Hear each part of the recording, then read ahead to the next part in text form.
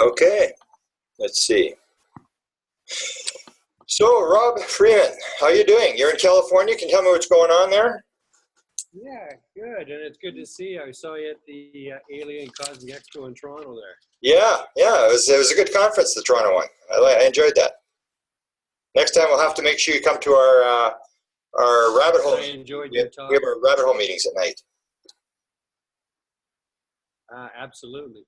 So we're here at the Joshua Tree Retreat Center, and it's a Making Contact project.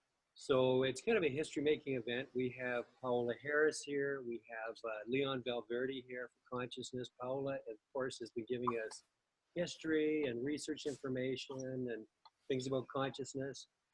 Leon also did a session on consciousness. He led the meditations in the evening. One of the presenters that did that. Who's Leon?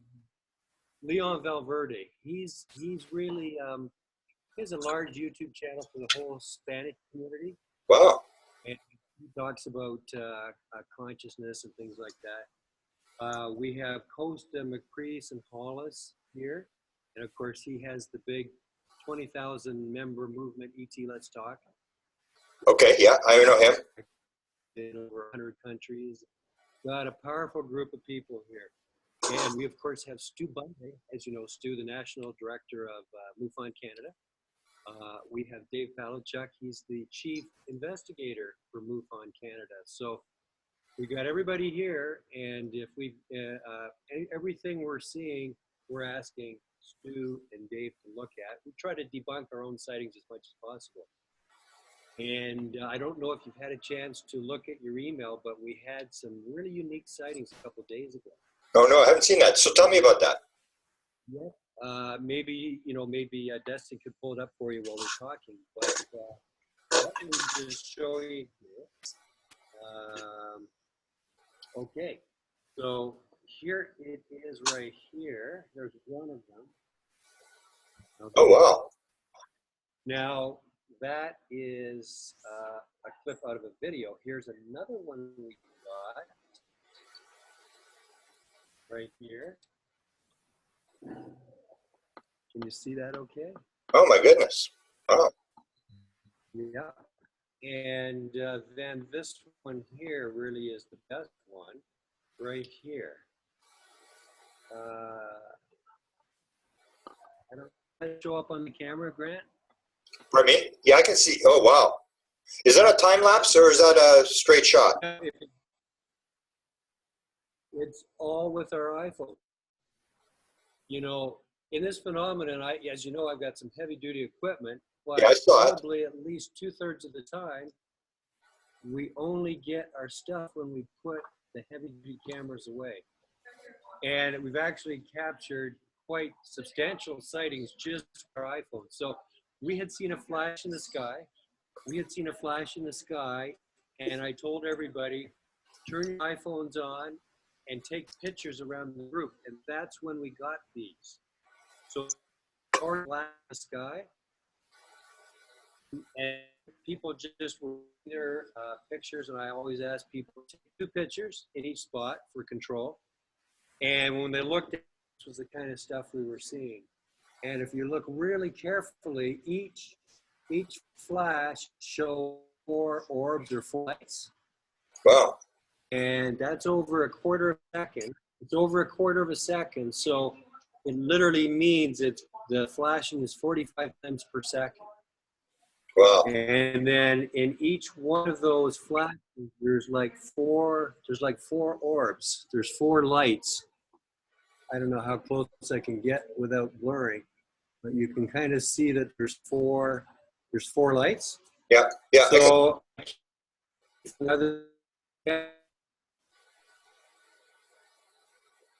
So very interesting stuff. And we're going out this afternoon to Giant Rock.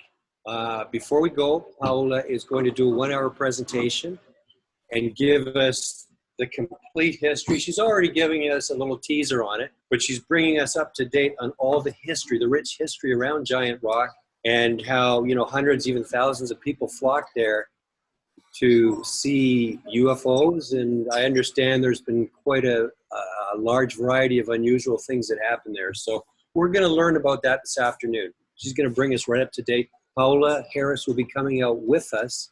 We have a local lady who does tours. She will also give us the history as we're in our vehicles heading out and on site. When we're there, we're going to be there from 6 to 11 tonight.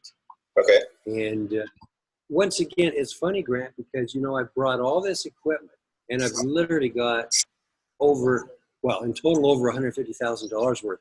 The equipment that I brought here includes the thermal, the night vision, the full spectrum, all of that. Guess where it's sitting? It's sitting in the hotel room. We get more when I put it away. So, I guess I could ask you, why do you think that is? And are you using a CE5 protocol? Is Costas using that, or what procedure are you using to bring the objects in? Yes, we've been going around the world for about 3.5 years. We've learned the CE5 protocols. I've been on 2 Greer expeditions, and all of our group have been on 1 expedition. So we're very familiar with all that. We've been traveling around the world meeting other CE5 groups. And we typically, you know, interview them for the documentary, Making Contact, Be Inspired, which is coming out this fall, that chronicles our journey to literally making contact. We're looking to make contact with ETs, find out what our individual message is for ourselves, okay, and find out what the message is to, you know, help humanity, help the planet, where, you know, us as a people has to go to from here. You know, everybody agrees we're in a really bad position in the world here at the moment.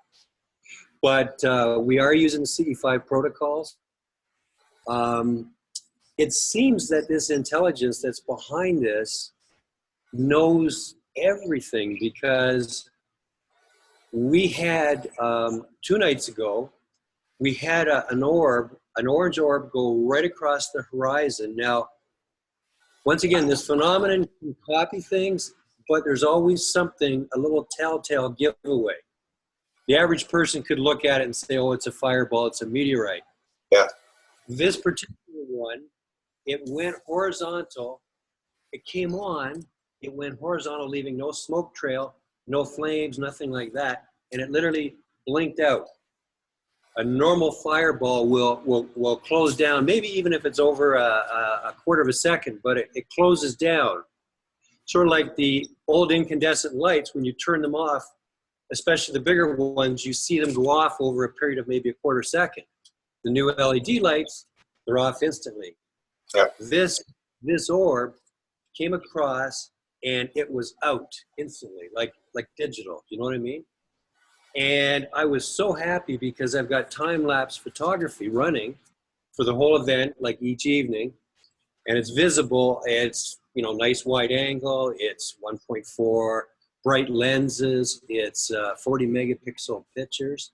Wow. And I thought, fantastic, I'm going to get this on the camera. We'll show it to the group after the presentations tomorrow, the next day, right? I reviewed the footage and it's not there.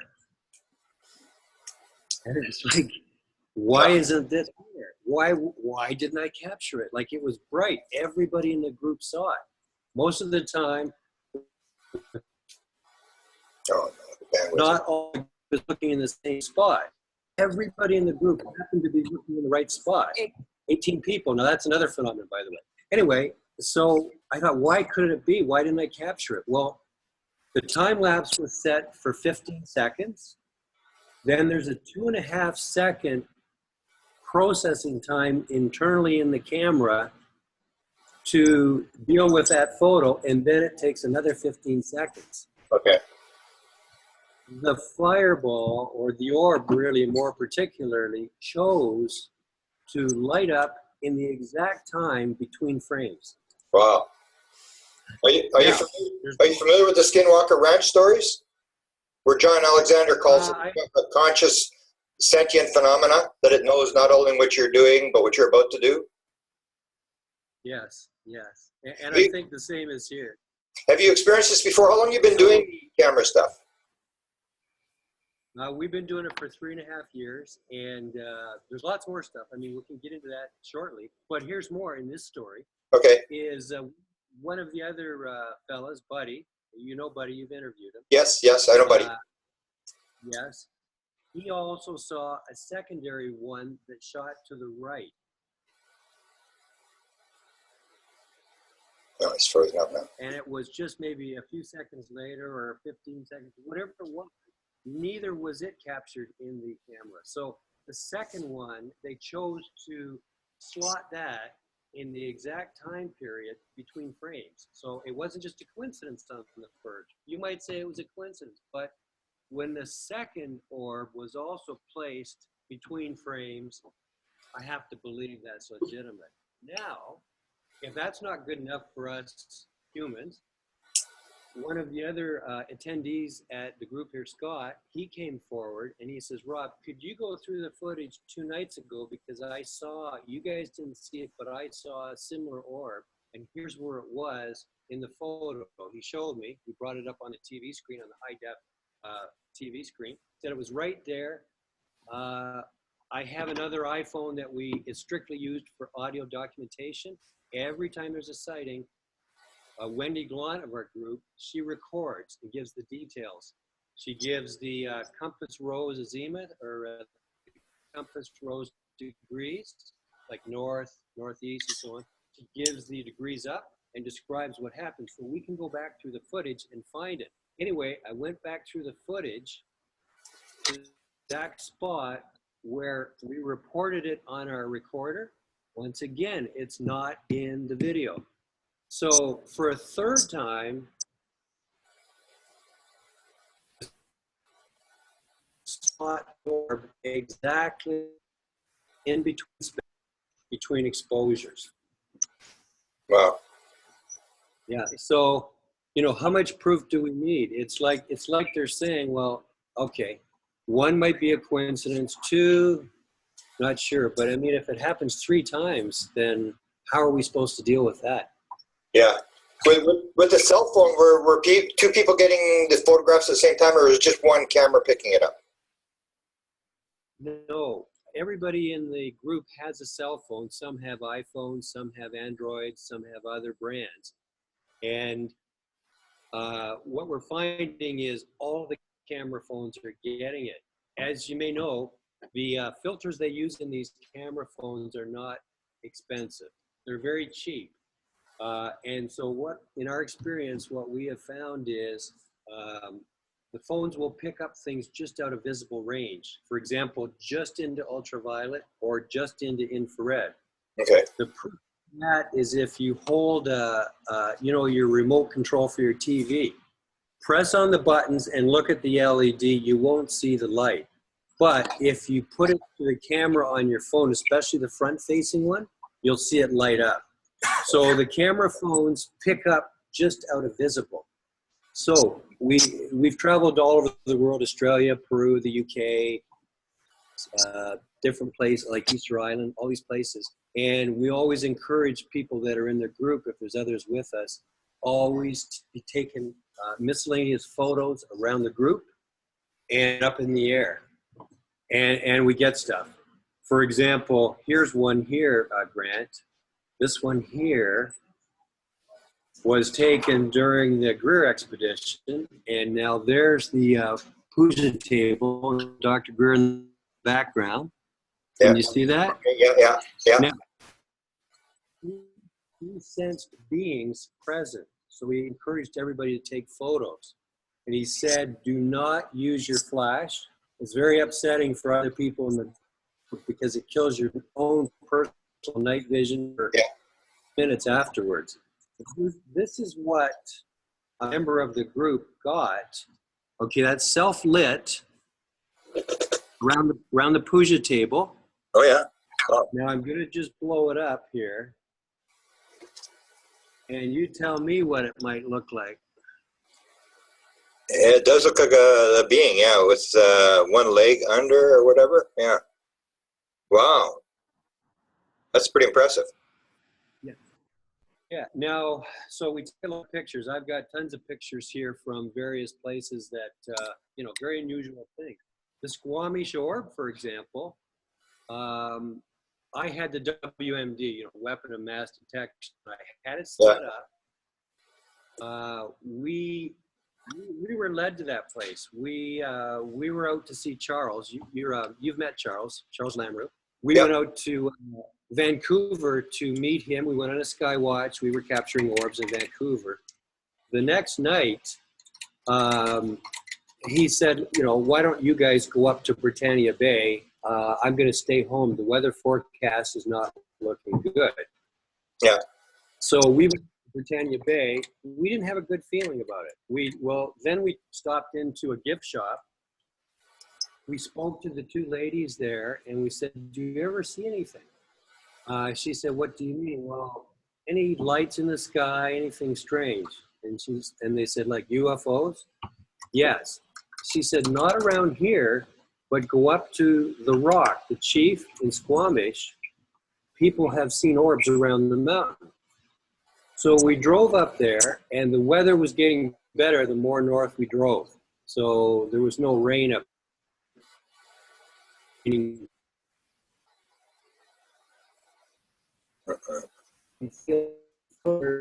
know, this whole thing around consciousness. We felt it strongly that we were going to see something, so we parked ourselves for 8 hours there, and you've probably seen the video. All the cameras were set up, but not running. I was talking to Marcus and Liz. All of a sudden, one member of our group, Breslin, said, what's that? And she pointed over to the sky, and I turned the equipment around, and I just had enough time to turn the night vision on, the zoom, and I got the orb. And I followed it for 10 seconds before it disappeared into the trees. Now, I didn't know if it was a satellite, the ISS, or what. But when I saw it light up the trees behind, you can hear me saying, oh. And, you know, different people have tried to debunk it, said it was the ISS. We actually went back with all the research exactly where the ISS was, and it wasn't visible. It was outside that time period by about 15 minutes. Plus, it would have been behind the mountain. Here's what Charles has found. Whenever the ISS goes over, for a period of time before and after, quite often there's orbs in the sky. He documents it. Wow. So, you know, in this phenomenon, we have found that it likes coffee, it likes food. It throws most people off. It's this or it's that. But the serious people who are really researching it dissect every little detail and will find something that's not quite right. Yeah. Like, for example, that. Wow. That was a contact in the desert. Wow. And we call it fish face. And that's in the sky? Yeah. At night? It was just a white dot going across the sky, and I thought, oh, that must be an airplane going over. And so, you know, everybody thinks, okay, who cares? These things hide in plain sight. So I did a video, and when I was doing the video, I thought, this is not quite right. It doesn't look right. It doesn't feel right. So I stopped the video, and I actually did a photo, which on that camera is higher resolution. And that's what I got. It's just very strange looking. Like, it's almost a plane, but not quite. Yeah. Well, that's my story. Tip into it. Very interesting. Hey, go ahead. I was going to say, so doing expeditions. This is our very first one. It's history making. We've got very powerful people here. We're in the field. We're not just researching, we're actually experiencing it. Myself, I had experiences as a kid. Tell me about that. We don't want to just, so when I was 12 years old, I was in Scouts. Yeah. And it was like March 28th, 1966. Okay. Can you hear me okay? Yeah, it was March 28th, I believe, 1966.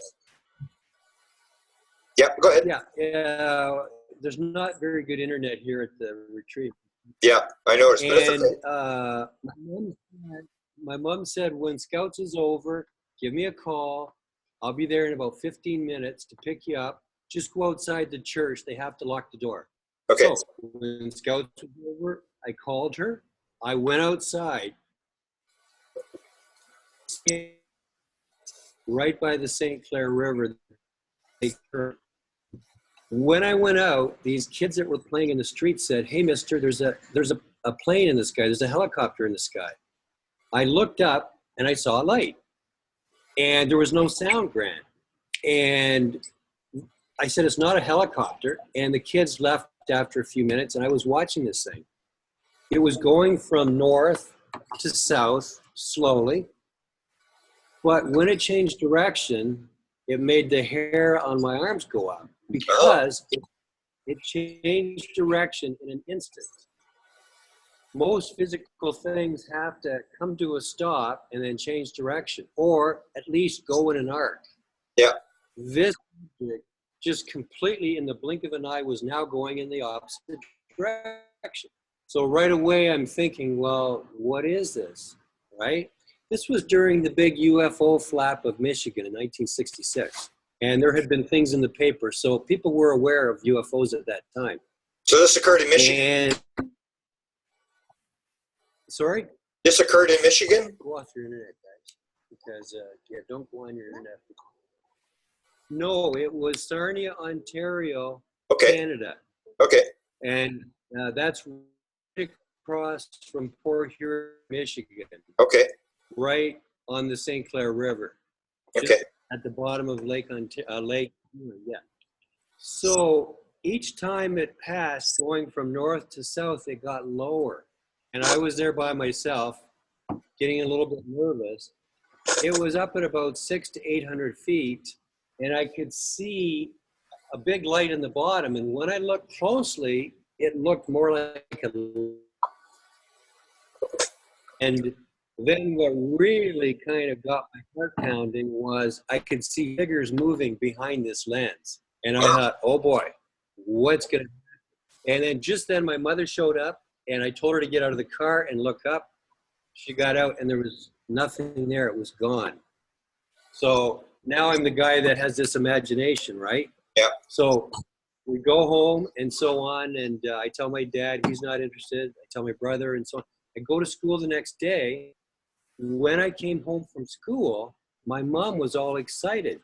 She showed me the newspaper. It was on the front page of the Sarnia Observer. 200 people had seen it. They had witness reports from police. They were in contact with the Air Force Base, who had sent up 2 jet fighters to chase this thing. Wow. Well, as they approached, it took off at a high rate of speed and it was gone.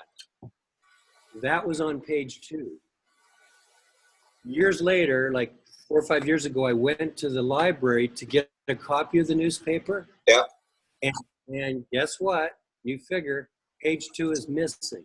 Oh my goodness. Page 2 is we interviewed the people at the Air Force Base who actually sent up the Air Force, the jet fighter. Interesting. I asked the librarian, why isn't page 2 here? She didn't know, but she said, why don't you contact some of the other archives around the country? Maybe they will have it. I contacted everyone. Nobody has page 2. Wow. But anyway, now I'm a celebrity at school because I'm the guy at school who saw this that was validated in the newspaper. Yeah. So my good friend right across the road said to me, Rob, I'd love to see a UFO. How could we see one? And well, at that time he called them flying saucers. Yeah. And this was back in 1966. So I said, I don't know. Maybe if we go on the roof of the house, we can see one. So a couple weeks later, we went on top of the roof of the house. It was a 1-floor bungalow. We climbed up the antenna. It's one of those XXX type. Yeah. With our blankets, with our pillows, with our binoculars, with our tape recorder, walkie-talkies, compass, flashlight, notebook, and a pencil. A really inexpensive version of what I have today. And we were up there. We were up there for about half an hour, and we weren't seeing anything. It was getting a little bit chilly. We were bored. I said to my friend, I don't think we're going to, and I got cut off right at the word see. I don't think we're going to. There was hundreds of lights in the sky go right from the horizon in the north, right across the sky to the south in literally 1.5 seconds. Wow. And it's like, what was that? Could that be birds? No, it was like, high speed right across the sky in a second and a half. We didn't know what to think. Is it a meteor shower somehow? Just as we're saying that, the same flotilla of lights, which seemed to be up in the heavens, Grant, came back from the south and went right across the sky at the same high rate of speed, literally a second and a half. Our hearts were just pounding. We couldn't speak. We knew that this was not something from here. So we climbed out. We finally took our stuff. We climbed back down, put it away, went across the road to his parents' house where my parents were having coffee with them. We were so excited to tell them about this. I figured they'd be excited after the first one that was validated in the paper. Yeah. They couldn't care less. They were playing cards, having coffee, and it's like, you guys go do your homework. So we kind of turned around and went back to my place and discussed and watched Star Trek. Wow. Do you consider yourself an experiencer, or do you think you have some sort of mission based upon these early sightings? That's the reason why we're doing this project. We want to actually make contact. I'll come to a story in a few minutes in Australia where we believe we actually did make contact with a being. Wow. But we want to make contact. We want to find out what a personal message for each of us is. Okay, we want to get our own personal mission. And as a group, we want to confirm or change what our group mission is. Until further notice, our mission is Make Contact, Be Inspired. That's the name of the project, Making Contact Project. Okay. We want to confirm, do they want us to keep doing this? Do they have a special message for us? We really, as you know, the planet is in trouble. We want to help out. We want to document all of this, and we want to share it with the world. Okay. And so relate the Australia, or maybe your interpretation of what you think the message is, your personal message. Really, what we believe is we're being guided through this. We all, because of the number of synchronicities happen, and things that are way too coincidental many times, we believe we're being led, guided. We believe that they are picking and choosing the stories. We believe they're picking and choosing the sightings we're getting to share with the public. We believe this whole idea that, disclosure is kind of going to come from the people. And it's a little bit at a time. And we're documenting. We are kind of their tool, their media, their method, not the only one. You are in the same boat. Paul is in the same boat.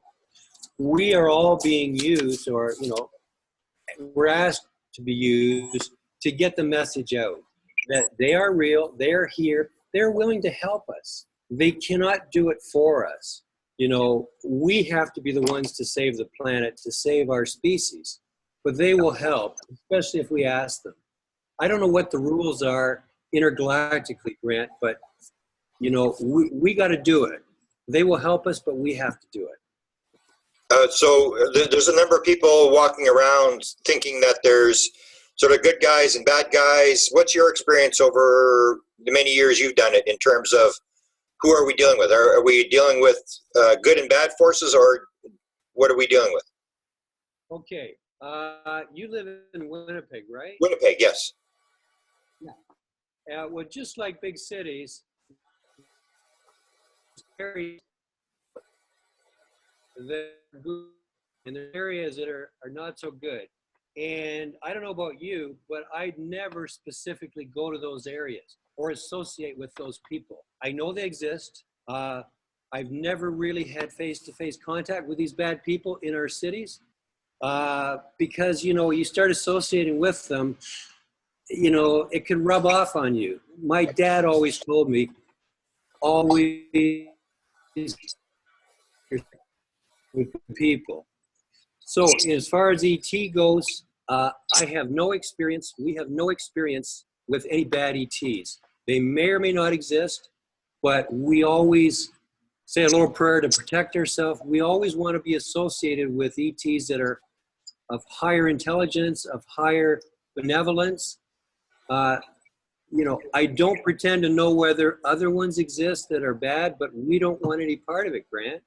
Okay. And you know, we're spending our energy trying to associate with the good ETs, and that's the contact that we feel we are getting and will continue to get.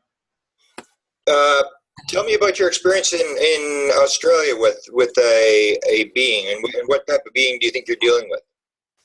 Yeah, so I was with Lauren Firth. She's an experiencer in Australia. We were actually there for 3 weeks. We had met Damien Knott. He had come with us on part of the 3-week time.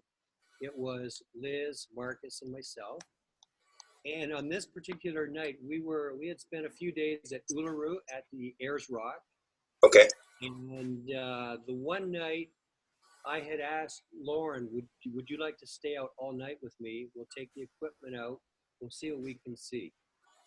So just the two of us went out. We drove down the highway, maybe about 10 miles past the resort, past the retreat, past the hotel we were at.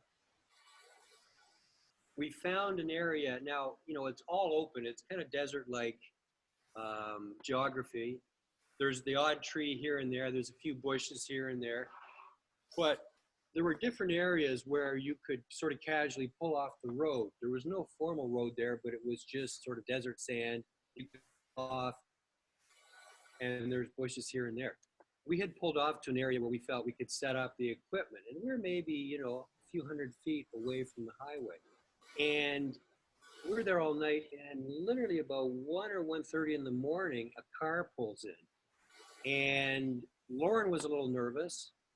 I was a little nervous as well. I actually put my laser in my back pocket for protection, just in case. I would never want to shine it in the eyeballs of someone, but if they're going to aggressively attack me, they're going to get it in the eye. Oh, magic. But he parked and he turned his lights off. And he was maybe a couple hundred feet from us. Lauren was nervous for me with all the equipment. She was nervous for herself as a woman. And she mentioned that. And I said, I think we should go over and talk to him. And she really cautioned me against it. And I said, look, I've got the laser lock. I wanted to find out why he chose that spot to pull in. You know, we're hundreds of miles of nothing there in Australia. We went over, he got out of his car and he talked to us, and he was actually friendly. But he was very tall, and he said that he had just driven 18 hours from a mine in northern Australia somewhere. He had just gotten off work.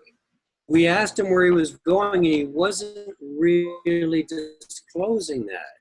He was kind of talking about other things. As we talked to him, it didn't feel like he was, how would I put it? He didn't feel like he was from this planet. He was saying things mechanically. Okay.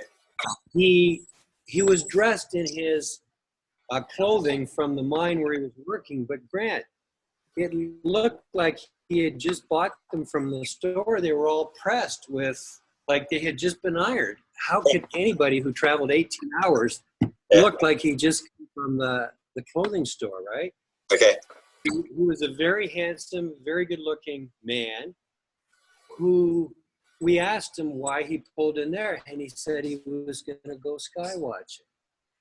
And, you know, and then Lauren was very nervous, and he sensed that.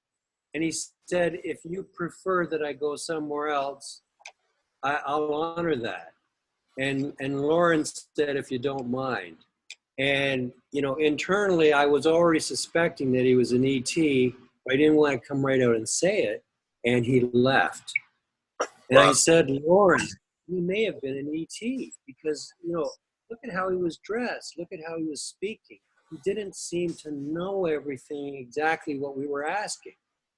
Anyway, so we stayed out all night. In the morning when the sun was coming up, we drove back to the hotel, the complex, the resort. Now, I was on the highway. I was waiting to turn left. I did not remember seeing a car go by. As we were turning left, Lauren said, Rob, did you see that car that went by? And I said, no, I never saw a car. She said, that was him from last night. Wow.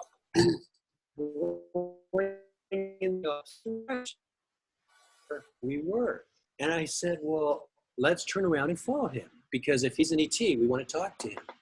Yeah. We turn around literally in 5 seconds flat, and as I'm looking down the road, there's no car. Wow. So we continued down all the way back to where we were, and we never saw him.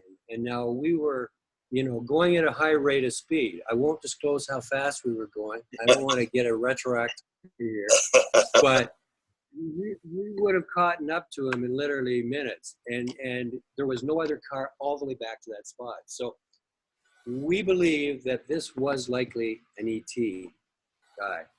We believe it was. Do you have a place where you post all your stuff, or are you doing documentaries, or how do you get the word out? Yes. Personally, I have a channel. It's just called Rob Freeman. What is this? Atmospheric Anomalies. Rob Freeman, Atmospheric Anomalies. We'll link it. Yeah, great. Thanks so much. And we have the Making Contact Project. We have MCBI project.com. Yes. mcbiproject.com, and that shows it's quite a rich website. Liz has worked very hard putting it together. It documents all our past expeditions, and up until now they've all been just us meeting people in the field. Yeah. This one here at Joshua is our very first where we've invited others to come with us. Wow. But we will have 3 levels of expeditions. We'll continue to go privately. We will also have ones where there's strictly people like yourself who are invited, Paola, and so on. We'll have another level where it's anybody, you know, first-time people who want to get invited. We may even have a 4th level where it's just advanced people. As we continue to do this, it will evolve in what seems to be really the best thing to do. But I guess the bottom line is, Grant, is, you know, there's a lot of people who are armchair critics. I'm sure you've run into them. They can tell you everything about UFOs, but they've never seen one themselves. Yeah. And I've got this one here, for example. I've posted this on websites, and this is 100% legit. We got this near Cusco, Peru. Okay, can you see it? Oh, wow. Oh, yeah. Wow. Now, people think it's fake, yet they will post fake stuff that gets, you know, 2 million views. Yeah. This is 100% legitimate. So I guess what I'm saying is, you know, look too much. We want to get out there in the field, spend more time actually with the people who are experiencing it, and go out and see it and experience it for ourselves. And ultimately, we do want to make contact. We are finding the phenomenon is getting closer and closer and closer to us as well. Wow. I mean, it's, you know, typically when we do a meditation, I mean, we take pictures around the group and we pick up stuff. So how long do you meditate for? What's the procedure to set this thing up? It depends on who's with us. You know, we honor the people that we meet. So if they have their own sort of version of a CE5 protocol, we go with that. What we have found is it really doesn't matter. It really comes down to the intent. And if you want to use this protocol or that, that's great. But I don't think anybody should get hung up in it's exactly got to be this way, or they won't show up, or it's got to be exactly this way. We have found it's really what's in your heart, Yeah. and it's your intent. Just like when I was a kid, we went on the roof believing we would see them, and we did. So, you know, we go through different protocols. You know, we've used the Stephen Greer protocols. We honor the protocols of the people who we meet. Do a meditation. Once again, the actual meditation doesn't matter. You can do various body relaxation meditations. You can use the prayer bowls with the tones. You can do whatever works to bring your, you know, turn the monkey chatter off, bring yourself into your right brain, into that very, very calm and peaceful spot. And it works. You know, people should not get caught up in dogma. That's what religions are all about, right? Yeah. And where do you live, actually? You're in Canada, right? Yes, I live just northeast of London, Ontario, on a farm. Oh, okay. Any future excursions where Desta or I or other, you know, we might meet up with you? Well, we're going to be at the ESETI Ranch, and you'd be welcome to join with us there, Grant. When's the time period on that? Okay, it's going to be September 6th to the 9th. We'll likely be there for a day or two ahead of time. At the actual ESETI Ranch, though, it's 6th to the 9th because they only do it on weekends. That's James Gillian's. Yeah. So we've got accommodation reserved there. We've actually got the cabin on the lake. Now, nobody's staying there, so if you and Desta want to come, you'd be totally welcome. You're going to California at that time? Very steady, but that's where I'm at. Okay. Yeah, you guys are in California? What's that? So yeah, if you and Desta wanted to come, you're totally welcome. I don't know how your calendar looks, but we'll be there. That's the same weekend as Ricardo Gonzalez at the Mount Shasta with his events there. Have you interacted? You mentioned Peru. Have you interacted and done any sort of field work with Mission Rama people? Yes, we met with, we've been with Sixto Paz Wells many times, actually. Oh, is that right? Oh, tell me about this. I'm interested. Yeah, we interviewed him for about 3 hours in his backyard, and he told us about all the possible things that can happen around the phenomena. We went with him for a week-long expedition to Easter Island, saw a lot of things there. Right after meeting him, it was just 2 days later that we got that in the skies near Cusco, Peru. That was what I showed you earlier. Was he there when that took place? No. Okay.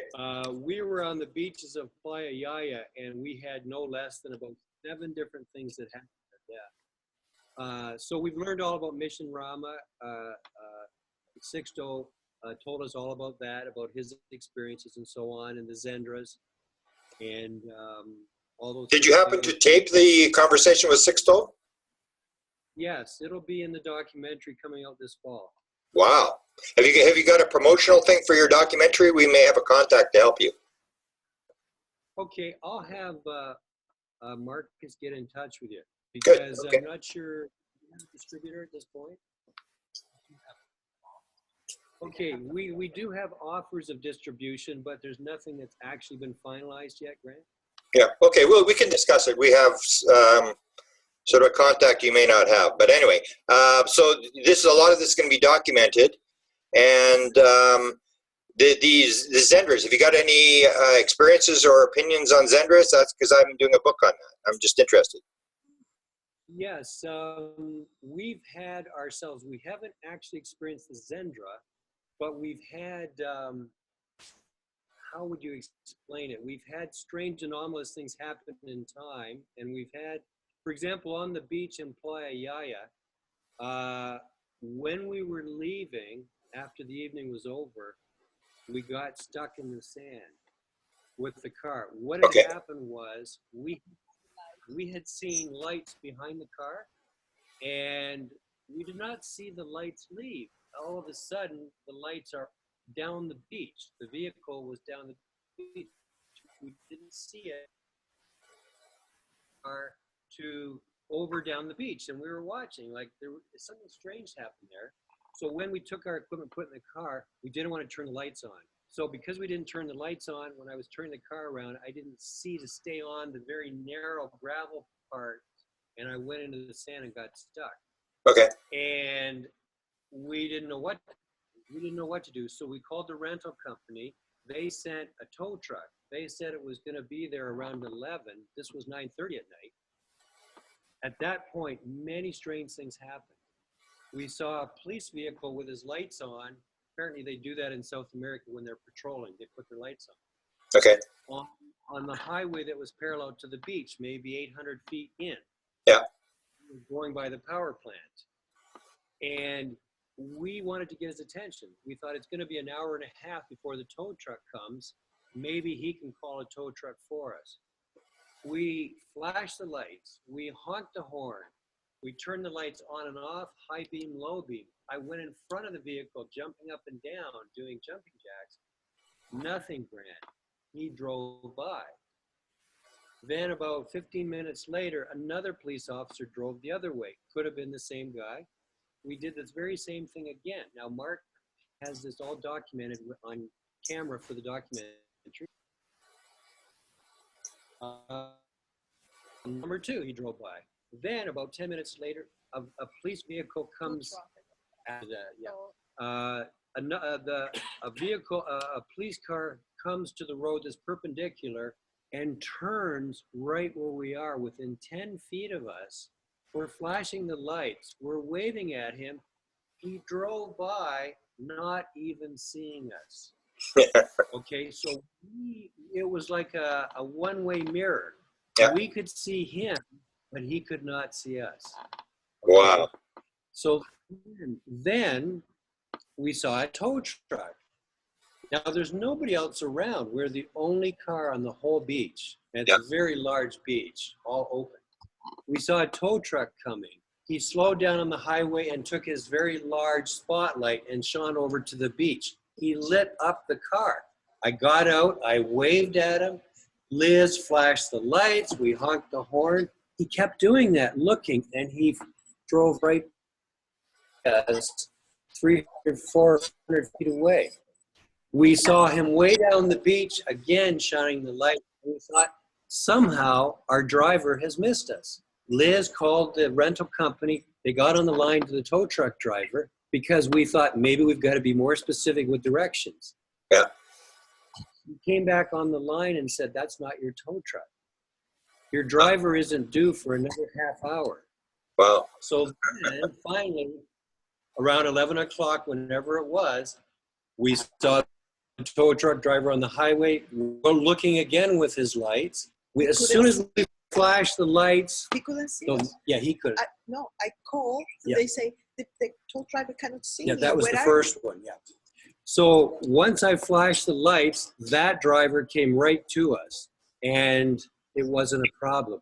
Now, here was the other strange thing that happened.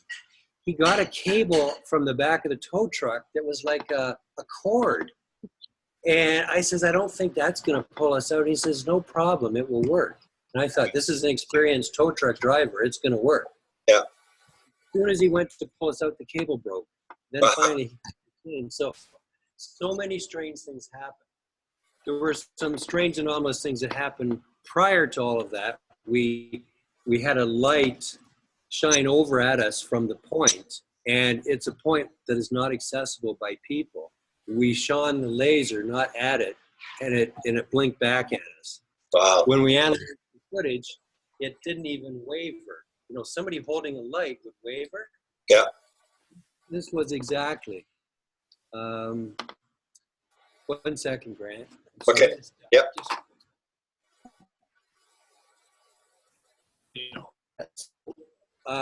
Okay, so moving forward, we're going to be releasing documentaries every 6 months. We've got so much material from the last 3.5 years, it won't fit into one documentary. Wow. So we're going to be releasing various documentaries, and it's our continuing journey. On real So time it's size. in real time. Yeah. We've got about 3,000 hours in the field already. Oh my And we've interviewed, I don't know, I've got to say 200 or 300 people. And I mean, every one of them is unique. So we're trying to get the message out.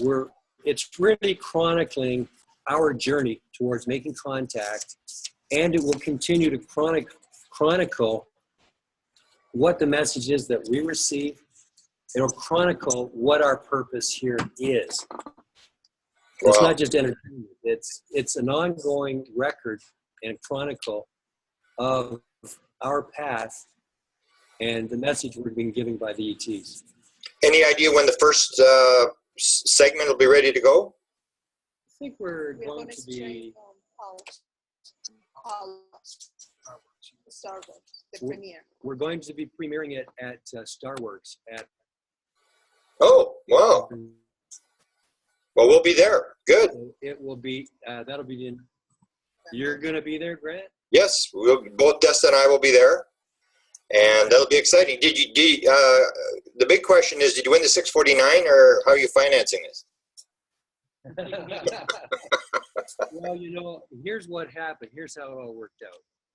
Is my friend Mark McNabb, he's a producer. We've done a few movies together, children's movies. Oh, okay. And during one of the sets, between sets, there's a lot of downtime when the actors are getting their makeup ready. People tell stories. And I happened to tell him the story of when I was a kid with the UFOs. Okay. Unbeknownst to me, he went away for several months and did research. And he came back to me, and we met for lunch or whatever it was. He said, Rob, we're going around the world. We're going to meet people who've made contact, and we're going to make contact ourselves. And we're going to travel around the world. We're going to get equipment, and we're going to document this. And I said, that's great, but who's going to pay for it? He said, you are. I was very fortunate. I had a business, London Telecom, and when I sold it, I did very well. I started it from scratch in '88 and sold it in '99, and I did very well. It was it was a passion project also, and the side effect was that I did very well financially with it. Wow. And so at the moment, I'm completely. And I've got one more thing to say too, Grant. That's Squamish orb. Yeah. We have, once again, we have Stu Bundy, the national director of MUFON with us, and Dave Palachuk. He was very kind. Stu was very kind to bring the brochure out here to Joshua Tree. He presented it to us, and the Squamish orb has been picked as one of the top 13 sightings in the world. Wow. For 2017. So we're very honored to have it completely documented in that publication. And it's also in their book for sightings of 2017 as well. Is that a photo or a video? I think I saw something like somebody showed me something like that. It's a video. Yeah. Yeah, I think somebody showed this. Squamish orb, it'll come up. Yeah. It'll come up. Yeah. Wow. So we're going to have to do some updates, especially when you're in an area where we got some good signal, because you're one of the most interesting people I've run into in a while. You got fascinating stuff. 2 last questions, and then we'll let it go, and we'll catch you again a little bit later. Desta will set it up. And these are bizarre questions. I was just in Boulder, Colorado. Had a little bit of trouble at the border. What do you tell them when you go to the border? What you're doing? Do you mention UFOs, aliens, and stuff? Uh-oh. Grant. With all this equipment, I use the Carney document. It's a document that you get from the Canadian Chamber of Commerce, and it lists all your equipment, the value, and you have to pay based on the value. And that's your document. You get the customs when you leave Canada and when you arrive in the States, and they just verify that it's all the equipment that's listed. It's so that you don't have to pay import and export taxes. Every single time on both sides of the border, the agents ask what we're doing with all this equipment. Yeah. And 9 times out of 10, when we tell them, they hold us up at the border, not to question us in a bad way, they want to know all about the UFOs. There you go. And so we pull all the footage out, we show them, they bring in their other friends. And, you know, we kind of feel it's not fair because the people are waiting out in the waiting room to be tested, and we're busy showing the officers videos, and they're so excited about it. And without question, it's nonstop. So obviously, you know, we promote the documentary as well, and we'd always leave the border in a feel-good situation. Wow, fantastic. And I guess last question, this is kind of a little bizarre one. You've got all the high-tech stuff, you know what's going on. What kind of cell phone do you use? What kind of camera?